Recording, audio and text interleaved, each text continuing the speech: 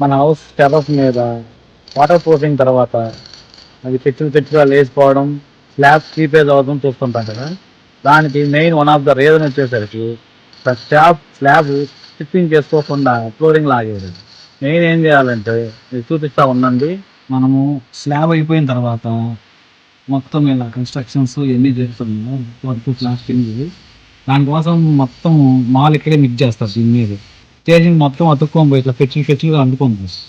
దాన్ని మన వాళ్ళు ఏం చేస్తారంటే మొత్తం చిప్పింగ్ చేయకుండా దాని మీదనే వాటర్ ప్రూఫింగ్ చేసేది.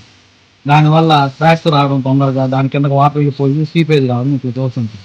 దానికోసం ఏంటంటే ముందు మనం చిప్పింగ్ చేసుకొని పైన అతకపోయిన కచరా మొత్తం క్లీన్ చేస్తున్న తర్వాత ఒకసారి వాటర్ పోసేసి మొత్తం తుడిచేసి తర్వాత water proofing first floor second floor చేసుకుంటే మనకి ఎప్పటికీ లైఫ్ ఎక్కువ ఉంటుంది.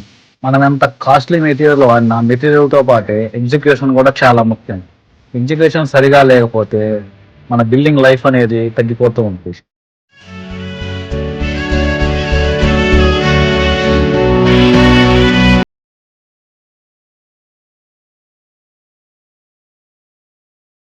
మీరు కూడా మీ ఇల్లు కట్టుకునేటప్పుడు ఇలాంటి చిన్న చిన్న మిస్టేక్స్ జరగకుండా జాగ్రత్త పడండి. ఇలాంటి ఇన్ఫర్మేటివ్ వీడియోస్ కోసం మా పేజ్ని ఇప్పుడే ఫాలో చేయండి. ఎవరికైనా కన్స్ట్రక్షన్ రిక్వైర్మెంట్ ఉన్నా, కన్స్ట్రక్షన్స్లో డౌట్ ఉన్నా పైన కనిపిస్తున్న నెంబర్కి కాంటాక్ట్ అవ్వండి.